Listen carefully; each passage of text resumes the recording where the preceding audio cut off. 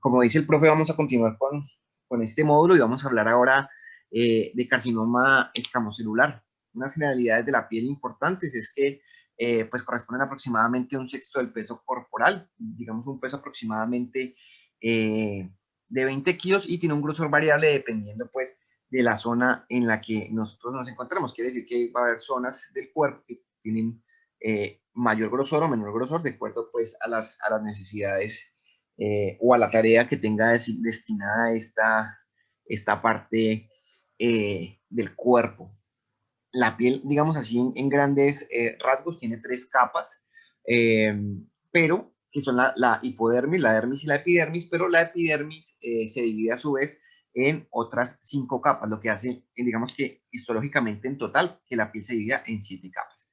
¿Cuáles son esas siete capas? Entonces pues va a ser la hipodermis, la dermis y la epidermis, que está dividida en un estrato basal, en un estrato espinoso, un estrato granuloso, un estrato lúcido y un estrato córneo. Y hay que hacer, digamos, hay que resaltar que el estrato lúcido solamente se encuentra en palmas y en plantas. En el resto de la piel no se encuentra, por lo que el resto de la piel solamente tendría seis capas. Y todas esas capas son importantes porque cuando estamos hablando de carcinoma, por ejemplo, vasocelular, escamocelular, o cuando se está hablando de melanoma, pues va a haber digamos que estos cánceres van a tener un origen en principalmente en uno de estos estratos o en algún tipo de las células que se encuentran pues aquí expuestas. Otra cosa importante para saber y para tener en cuenta en este tipo de cáncer es que existen fototipos de piel que hace referencia, digamos, como al tono que tiene la piel y a la cantidad de pigmentos que tenga o no. Y esto también va a ser importante porque puede generar, ciertos fototipos pueden generar alguna protección o, digamos, alguna vulnerabilidad al momento de adquirir algún tipo de carcinoma en la piel. Y digamos que esta sí es una imagen literalmente sacada de Google solamente para mostrar cómo sería el fototipo visto, digamos, para en cada persona, digamos, de acuerdo al número que tenga. Siendo fototipo 1, pues una persona, eh, digamos, de piel más clara, y un fototipo 6, ya una persona con la piel, digamos, más oscura. Para estudiar el cáncer de piel generalmente se divide en tipo melanoma y en tipo no melanoma, y a su vez el tipo no melanoma está dividido en carcinoma vasocelular, que ya lo vimos el lunes pasado, y en en carcinoma escamocelular, del que vamos a hablar hoy, y en otro tipo de carcinoma, pues, que no vamos a nombrar en esta exposición. ¿Y qué es el carcinoma escamocelular? Entonces, pues va a ser un crecimiento atípico de queratinocitos que generalmente inicia en el estrato espinoso digamos, de la piel. Este par de fotos que tengo aquí, la de la izquierda, pues obviamente es un dibujo, y el de la derecha es una representación, ya una foto, digamos, histológica eh, de la piel, y simplemente es para mostrar cómo es esta configuración normal de la piel que estamos viendo en este momento, perdón, y como ese crecimiento atípico vemos que se pierde esa configuración normal, y no solamente hay un crecimiento atípico, sino que también hay una invasión hacia capas más profundas eh, de la piel o del tejido del cual nosotros estamos viendo. No solamente está asociado al crecimiento de estas, digamos, de estas masas, sino que también hay algunas lesiones que vamos a ver más adelante, que son lesiones precancerosas, las cuales se asocian pues a este crecimiento de carcinoma escamocelular. ¿Qué tan común es? Pues resulta que es el segundo cáncer más común de tipo no melanoma, después del carcinoma vasocelular, aunque hay algunas publicaciones que dicen que ha habido un incremento en esta incidencia debido a una mayor exposición al sol y pues a una mayor, eh, digamos, expectativa de vida de la población en general. Corresponde aproximadamente al 20% de los cánceres, y lo que sí es cierto es que su incidencia va a aumentar conforme, digamos, geográficamente, conforme más cerca hacia la línea del Ecuador esté. Es decir, cuanta más exposición pueda haber al sol. En Europa hay aproximadamente 9 a 96 casos de incidencia cada 100.000 habitantes, mientras que en Australia, que es el país con más cáncer de piel del mundo, de todos los tipos, hablan de un carcinoma escamocelular de más o menos 499 casos cada 100.000 habitantes, lo cual, si hacen la comparación con Europa, es bastante grande. En Estados Unidos no hay, digamos, un número tan claro, eh, o las estadísticas no son tan claras como en otros países, pero se habla más o menos de 700.000 casos nuevos cada año. y una mortalidad que varía entre los 3.932 y los 8.791 pacientes por año. Entonces tiene una carga de morbimortalidad importante para todos los países. ¿Qué tal en Colombia? Pues en Colombia, digamos, no tenemos algo tan juicioso para hablar directamente de carcinoma escamocelular, pero lo que sí sabemos es que es más prevalente en mujeres que en hombres, y vamos a tener que va a haber una incidencia en hombres que va a aumentar conforme la edad, que puede variar entre 1 y 2 casos cada 100.000 habitantes hasta esta corte que es del 2016. Mientras en las mujeres, pues obviamente dependiendo de la edad, puede variar entre más o menos 1 y 5 a 6 casos cada 100.000 habitantes. ¿Por qué ocurre el carcinoma escamocelular? Pues resulta que es una mezcla entre mutaciones genéticas y una disregulación del sistema inmune. Entonces resulta que el carcinoma escamocelular requiere varias mutaciones para poder, digamos, ocurrir. Más o menos requiere 5 veces más mutaciones que en tumores pulmonares y 4 veces más que en tumores como el tipo melanoma.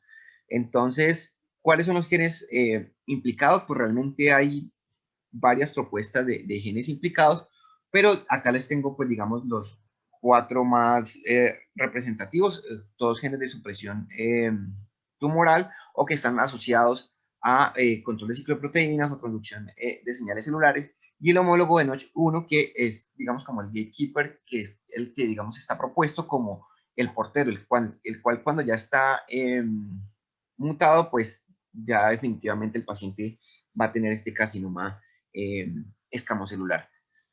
No solamente son estos 4, realmente hay muchos más genes asociados, y estos genes a su vez son, no solamente son, digamos, de supresión tumoral, sino son control de, digamos, del largo de los telómeros, o son, o tienen que ver con cómo este tumor va creciendo, especialmente con expansión clonal, o digamos con algunos tipos de metástasis, perdón, con algún riesgo de metástasis, si digamos si está presente o no. Entonces, yo les estaba diciendo que no solamente es digamos, la mutación genética, sino como tal una disregulación del sistema inmune. ¿Y qué es lo que ocurre? Cuando hay una exposición al sol, especialmente de los rayos UVB, hay digamos, hay una inflamación crónica por esa acumulación pues, de esta radiación en la epidermis, y eso va a hacer una activación de macrófagos, una infiltración mieloide y finalmente unos procesos que lo que van a hacer es favorecer la inflamación, aparición pues de células tumorales, y a su vez pues una expansión de estas células tumorales. ¿Qué es lo que generalmente tiene que ocurrir? Pues lo que tiene que ocurrir es que esta inflamación debe hacer que los macrófagos que se activen hagan, digamos, como una especialización o se diferencien a un subtipo M1, el cual a través de ciertas citoquinas, pues, va a reconocer la célula como maligna, va a hacer, pues, digamos, todo el proceso para marcación, presentación de antígenos, para finalmente fagocitar la célula o generar algún tipo de citoquinas que haga que la célula entre en apoptosis. Eso es lo que realmente debería ocurrir. ¿Qué pasa? Con estas mutaciones que tenemos, pues este macrófago finalmente no va a volverse un subtipo M1, sino un subtipo M2, el cual va a generar citoquinas que no son, digamos, las adecuadas para generar una respuesta inmune adecuada, o no va a activar las células efectoras adecuadas, y finalmente lo que va a hacer es generar más inflamación, o va a generar angiogénesis, o va a generar finalmente proliferación de estos tumores. Entonces, es una de las propuestas que tiene. Resulta que no solamente son los macrófagos los importantes, sino que hay varios ejes celulares, tanto mieloides como linfoides, que están asociados pues a esta, digamos, a la desregulación pues del sistema inmune. Y a su vez hay varias citoquinas asociadas pues que pueden favorecer el crecimiento del tumor, o a su vez, digamos, una forma de eliminarlo. Entonces, digamos que en este esquema lo que hace es que cuando ya tengo esta célula tumoral, entonces la célula tumoral va, digamos que va a hacer, va a generar ciertas citoquinas o sustancias que va a hacer que una célula presentadora de antígeno, por ejemplo, presente inadecuadamente digamos, la célula maligna o la célula efectora, después de haberse le sido presentado su antígeno, digamos que se especialice en una célula que no es, digamos que lo ideal es que sea, por ejemplo, un natural killer o un linfocito TCD8, pero por el contrario que se diferencie, por ejemplo, un linfocito TCD4 que lo que haga es que genere nuevas citoquinas proinflamatorias y que finalmente no elimine la célula maligna, sino que por el contrario estimule su crecimiento. Y a la vez, digamos que la célula tumoral pues es capaz de generar otras citoquinas que hace que las células regulatorias o reguladoras, perdón, pues no tengan una respuesta adecuada o no estimulen adecuadamente a las células efectoras o no detecten adecuadamente a la célula tumoral. Entonces, como ustedes pueden ver, esto es, digamos, un pincelazo, pero es, digamos, como una propuesta entre la mezcla de mutaciones genéticas y la irregulación por el sistema inmune. ¿Qué es lo que debería hacer la célula finalmente? Reconocer, digamos, de la célula tumoral como algo maligno y finalmente activar células efectoras para, digamos, hacer la supresión del tumor. Pero con la mutación de todos estos complejos que nosotros hemos ido hablando, pues realmente lo que hay es una inhibición de las células efectoras y finalmente pues una invasión al tejido.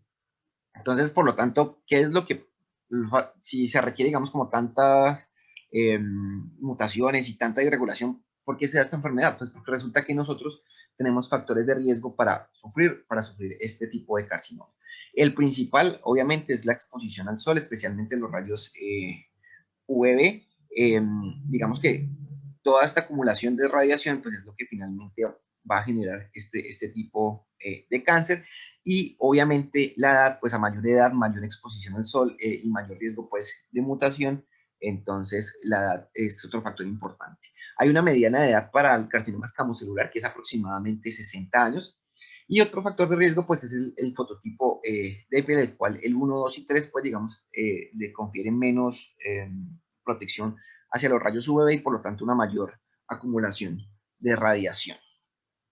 En cuanto al sexo, pues es más prevalente en mujeres, sin embargo, hay unas publicaciones que no hablan de 3 a 1, sino de 2 a 1. El uso de cigarrillos está asociado al carcinoma escamocelular, pero principalmente labial, orofaringeo y esofágico. Y el virus de papiloma humano también es para anorrectal, genital o digamos de labial o de cavidad oral, especialmente pues los que están asociados, que son el 16, el 14 y el 30.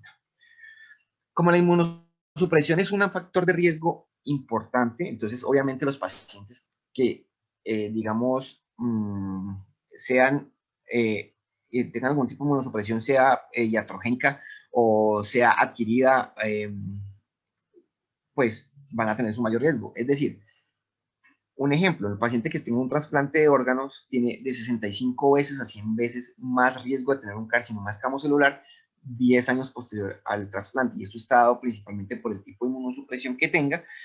Y por lo tanto, pues los pacientes que tengan trasplante de corazón van a tener más riesgo de tener carcinoma escamocelular que los de pulmón y a la vez los de pulmón van a tener más riesgo que los que tengan un carcinoma, perdón, que los que tengan un trasplante de riñón. Cuando hay alguna malignidad hematopoyética, que también hay algunas líneas celulares afectadas, pues esto le confiere un riesgo 2.44 veces mayor de sufrir un carcinoma escamocelular mientras digamos, se realiza el tratamiento de la enfermedad. Y en cuanto a enfermedades autoinmunes, no es que la enfermedad autoinmune como tal sea el factor de riesgo, sino los medicamentos que se le da al paciente son los que generan pues esto. De hecho, se habla que la divertitis reumatoidea tiene aproximadamente 1.5 veces más riesgo de tener un carcinoma escamocelular que el resto de la población general. Estas carcinomas escamocelulares pueden ser digamos, de nuevo, pueden venir a través de lesiones precursoras como la queratosis actínica, Sin embargo, no quiere decir que todo paciente que tenga queratosis actínica va a desarrollar este carcinoma escamocelular. Aproximadamente 1 de cada 1000 pacientes que tienen queratosis actínica van a desarrollar un carcinoma escamocelular. La enfermedad de Bowen, aunque se considera una lesión precursora, realmente es un carcinoma in situ, pues que no ha pasado la membrana basal, pero digamos que el riesgo que el paciente tenga una enfermedad de Bowen quiere decir que, pues obviamente, ya tiene todas las condiciones para desarrollar un carcinoma escamocelular. Todos los pacientes que tienen inflamación crónica, que han sufrido quemaduras, o los que tienen úlcera de Majorlin, que son las, digamos, como úlceras crónicas, por ejemplo, los que tienen colostomías o ileostomías y que la piel está en constante contacto pues con algún tipo de irritación y que finalmente va a generar una respuesta proinflamatoria, pues van a tener el riesgo de tener carcinoma escamocelular. ¿Cuál es la presentación típica? Pues la presentación típica generalmente es por la lesión precursora. No siempre no quiere decir que si no hay queratosis actínica el paciente no pueda tener carcinoma escamocelular, pero es una lesión generalmente de bordes levantados con una úlcera hiperqueratósica y con un tipo de infiltración basal.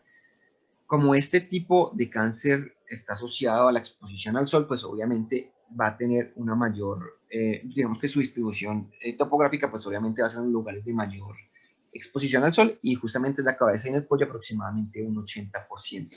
Por eso no quiere decir que, por ejemplo, en el cuello o en los brazos no pueda existir o en el resto del cuerpo. Lo importante es saber que existe el riesgo por la exposición al sol. Entonces, ¿cómo se hace el diagnóstico?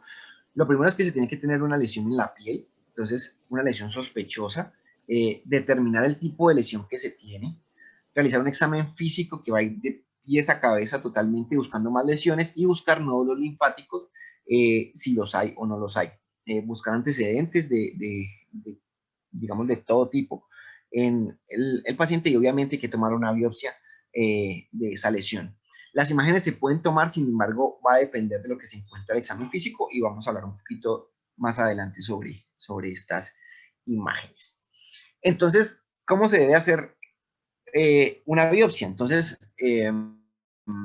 digamos que de todas las guías que nosotros revisamos, pues dice que hay 3 biopsias válidas como tal. Una es la primera, la que estamos viendo acá, que se llama la shape biopsy, que es básicamente una biopsia de raspado, de rasurado, en la cual se toma la lesión, se pasa la cuchilla y se lleva esta lesión a, a patología.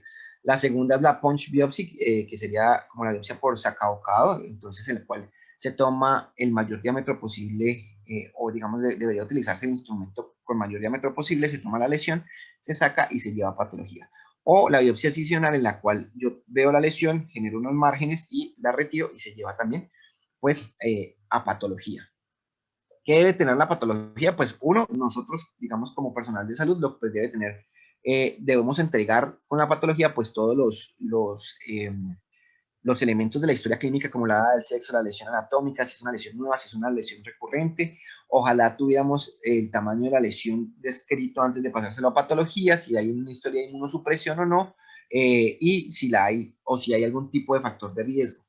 ¿Y qué me debe entregar el patólogo? Pues ambas, digamos que todas las guías que revisamos están de acuerdo con lo que debe tener y es el grado de diferenciación, si hay algún subtipo histológico importante, el nivel de invasión, qué tan profundo está, si hay una invasión perineural, linfovascular, si incluye la fascia, si incluye el músculo, si hay huesos, si hay algunos factores de riesgo, pues de los cuales vamos a hablar más adelante. Y obviamente cuáles son los márgenes en cuanto a milímetros de la lesión.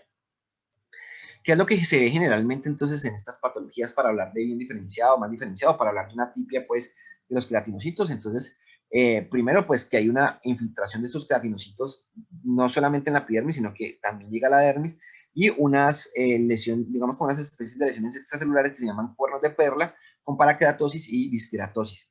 Si hay un mínimo pleomorfismo y hay, digamos, abundantes cuernos de perla y una determinación prominente, estamos hablando que es un carcinoma bien diferenciado. Sin embargo, si la tipia es de alto grado y hay pocos o los cuernos de perla están ausentes, pues hablamos de un carcinoma mal diferenciado. y digamos que no solamente esto es importante, sino que hay unas variantes clínico-patológicas, las cuales pues son, digamos, me pueden predecir metástasis o me pueden predecir algo de pronóstico. Entonces, generalmente la verrucosa es bien diferenciada con un bajo potencial metastásico. Digamos, de potencial metastásico intermedio está la fusocelular y la demoplásica. Sin embargo, la desmoplásica tiene una tasa de recurrencia que puede ir hasta el 25% y se considera, por ejemplo, un factor de riesgo alto tener el tipo acantolítico o el tipo adenoescamoso porque tiene un mayor compromiso metastásico. Además de esto, pues es importante saber, digamos, qué tan profundo, qué tan invadida está, digamos, la lesión, y para eso existen dos escalas. Uno es la escala de Breslow, que es la que estamos viendo a la izquierda, que se utiliza principalmente en el TNM del melanoma, el cual me habla en milímetros qué tan profundo llega el tumor. Y el nivel de invasión de Clark lo que me dice es qué parte de la piel está comprometida. Entonces, si llega solamente a la epidermis, si llega a la dermis papilar, si invade totalmente la dermis papilar, si tiene invasión de la dermis reticular, o si también incluye la hipodermis. En cuanto a su clasificación TNM, pues eh, hay diferentes, digamos, TNMs propuestos. Sin embargo, nosotros utilizamos el de la AGCC en su octava edición. Y una cosa importante de decir aquí es que el TNM del carcinoma escamocelular de piel solamente existe para cabeza y cuello. Estamos hablando de piel, obviamente. Eh, por lo que a veces se ha extrapolado su estudio con el TNM del melanoma. Digamos que estamos viendo acá el de cabeza y cuello, y este sería el TNM pues, del melanoma. Acá están pues los N para cabeza y cuello, el N y el M, y el estadio de acuerdo a lo que nosotros pues encontremos.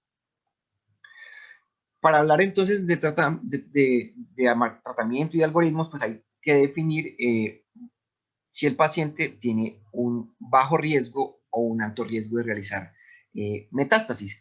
Y para eso, pues, estamos hablando, o digamos, tenemos que tener en cuenta, pues, el tamaño, la localización, el tipo de diferenciación y varias cosas que ya vamos a ver. Pero así como lo vimos hace 8 días, pues es importante recordar que hay unas zonas de piel que son importantes, como la zona H, que digamos que hace referencia a la zona central de la cara, eh, la zona, incluyendo genitales, incluyendo, digamos, parte de la oreja, y hay una zona M que es, digamos, corresponde a lo que, digamos, a la frente, a las mejillas, a los labios, que hace referencia a la cara, pero no digamos no central, y finalmente la zona L, que hace referencia a la zona de tronco y extremidades. Esto es importante porque para definir digamos, el riesgo de una recurrencia local o de metástasis. ¿Y qué es un alto riesgo entonces? O sea, ¿a quién yo clasifico como este paciente tiene alto riesgo de esta recurrencia local o de metástasis? Entonces, un área L, que estamos hablando del área de las extremidades, una localización que sea mayor o igual a 20 milímetros, en el área M que sea mayor o igual a 10 milímetros, que tenga presente, o sea, que la localización sea solamente en el área H, que sea recurrente, que sea pobremente definido, que haya tenido inflamación previa, que sea de rápido crecimiento, que tenga síntomas neurológicos. Y en cuanto a la parte histológica, pues hace referencia a que sea pobremente diferenciado, que tenga un Breslow que sea mayor o igual a 2 milímetros, o que tenga un nivel de invasión de Clark que sea 4 o 5. Obviamente si también tiene una invasión, ya sea perineural, linfática o algún tipo de compromiso vascular. Estos son los de alto riesgo. Todo lo que no sea esto, pues obviamente va a ser bajo riesgo, y esto es importante porque dependiendo de si el paciente es de bajo o de alto riesgo, así va a ser también guiado su tratamiento o va a ser guiado su seguimiento. Digamos que estos factores de riesgo son de la NCCN. Sin embargo, hay otras guías que hablan, digamos que toman en cuenta otros factores de riesgo, Y pues digamos que esta tabla simplemente los está comparando. ¿Qué tratamientos hay? Antes de hablar de algoritmos, digamos qué tratamientos hay. Entonces, primero están los tratamientos quirúrgicos, en el cual, digamos, hay diferentes tipos. Uno se llama curetaje electrodesecación, perdón, en el cual simplemente lo que se hace es que se toma la lesión en un primer paso, literalmente se hace un curetaje, se elimina y finalmente se quema esa base para, digamos, eliminar si algún tipo de residuo celular tumoral importante. La decisión estándar, en el cual simplemente se hace la resección de la lesión, buscando que haya un margen aproximadamente entre 4 milímetros y 6 milímetros. Eh, y finalmente la cirugía vemos que es una cirugía por láminas en el cual en el intraoperatorio se va retirando, digamos, como capa por capa de la lesión, y mirando directamente en el microscopio hasta encontrar una capa en la cual no haya o no se evidencie ya células tumorales. La idea es que a medida que vaya avanzando la capa o más profunda sea la capa, pues menor sea el diámetro de esta capa y, digamos, evitar resecciones muy grandes o que comprometan tejidos, diámetros muy grandes en cuanto a su profundidad. Si los pacientes llegan a ser no quirúrgicos, pues digamos que por la fisiopatología que tienen esta enfermedad, no hay, eh, digamos, como una quimioterapia estándar, o las guías no hablan de una sola quimioterapia como tal, sino que lo que principalmente recomiendan es radioterapia. Y solamente en algunos casos la combinación de los dos, y pues ya lo vamos a ver en los diferentes algoritmos.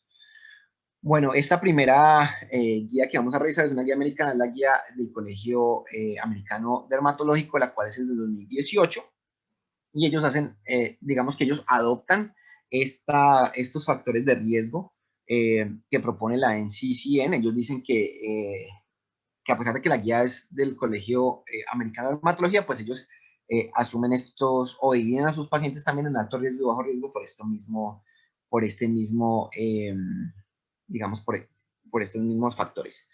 ¿Y qué es lo que dicen ellos? Pues es esta tabla, pero yo se las traduje acá y dice, si el paciente tiene bajo riesgo, bueno, todo paciente debería ser manejado quirúrgicamente, excepto que tenga alguna contraindicación, eh, pero a los pacientes de bajo riesgo se les debería hacer curetaje y electrodesecación o una decisión estándar que incluya hasta los 6 milímetros, y a los de alto riesgo debería realizársele una decisión estándar o una cirugía de Mohs de acuerdo a la localización que tenga, principalmente, digamos, si es en cara.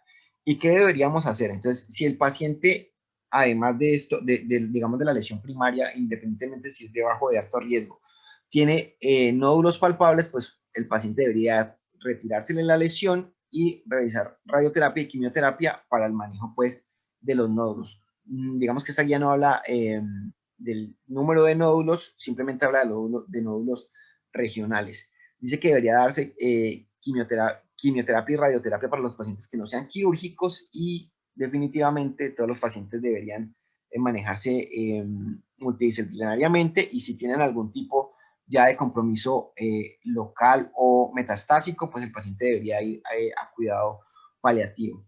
En cuanto a radioterapia, no se casan o no dan un esquema fijo como tal, pero eh, simplemente lo nombran. Y en cuanto a quimioterapia, pues dicen que lo que deberían utilizarse serían inhibidores de factores de crecimiento epidermal, y nombran al cisplatino también sin dar ningún tipo de esquema. Ahora, la NCCN sí tiene, digamos, un poco más, digamos que es un poco más explícita en cuanto al manejo.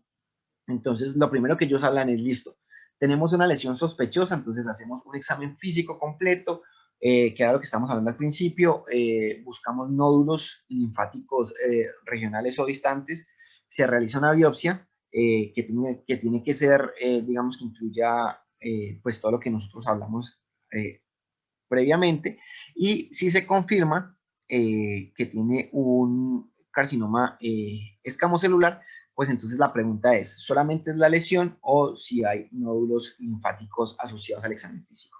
Entonces vamos a irnos ahora solamente por la lesión local, es decir, no tenemos nódulos linfáticos, entonces ahí, ¿qué hacemos?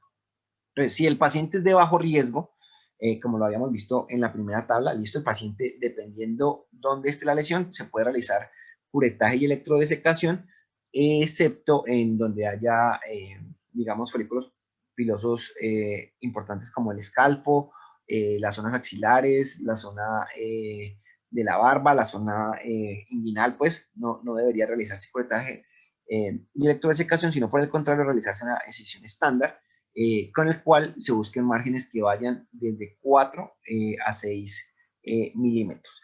Si los márgenes son negativos, pues el paciente iría a un protocolo de seguimiento que lo vamos a ver más adelante, pero si los márgenes son positivos, pues dependiendo del área donde esté, si es un área M, una zona H o una zona M, pues se podría realizar una cirugía de MOS, o si es una zona L, si está en la área L, perdón, pues podría realizarse una nueva excisión estándar buscando eliminar pues la lesión. Los pacientes que no sean quirúrgicos pues deberían ir a radioterapia. Ahora, si el paciente es también local, pero es de alto riesgo, entonces pues hay varias opciones. Uno, realizar una excisión estándar o realizar una cirugía de MOS.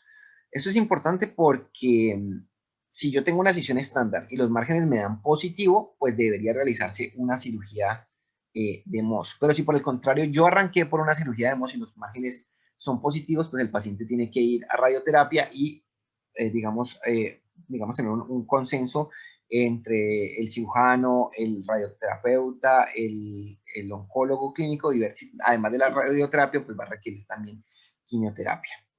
Si el paciente tiene en la cirugía de bordes negativos o en la sesión estándar también bordes negativos, pero hay compromiso perineural, pues además se recomienda el uso de radioterapia. Eso es en cuanto a la lesión local. Ahora, ¿qué pasa si el paciente tiene o no tiene nódulos? Perdón, si el paciente tiene nódulos. Pues lo que debería realizarse es una biopsia por aguja fina o realizarse una biopsia excisional. Si son negativas, pues o se repite la biopsia o se utilizan imágenes para ver si el paciente tiene o no tiene realmente estos nódulos, y si no los tiene, pues el paciente puede ir a un seguimiento normal. Ahora, si el paciente tiene, digamos, la biopsia le sale positiva, pues se tiene que realizar ya una imagen, digamos, un TAC contrastado buscando metástasis, buscando nódulos linfáticos y mirar y, digamos, evaluar si el paciente se puede operar, o sea, se puede realizar la resección de la lesión y además la resección pues de los nódulos que se puedan palpar. Y esto va a depender obviamente de la localización, porque no es lo mismo que el paciente tenga nódulos en cabeza y cuello a que tenga nódulos en extremidades. Si es en tronco de extremidades, se realiza la decisión primaria del tumor y se busca eliminar pues, los nódulos linfáticos que están palpables, comprometidos, para llevar a, digamos, a una patología.